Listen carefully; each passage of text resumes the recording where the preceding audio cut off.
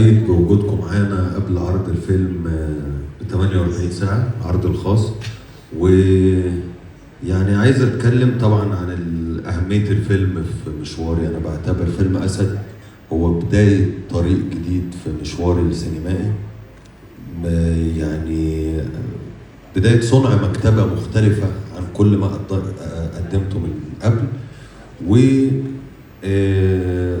حرصي على وجودي النهارده مع السادة الصحفيين والنقاد. أنا طول عمري مؤمن إن الصحافة والنقد هم الضمير الفني للممثل، وطول عمري الحمد لله متصالح مع ضميري، عمري ما خصمت ضميري، وتعلمت من دروس قديمة.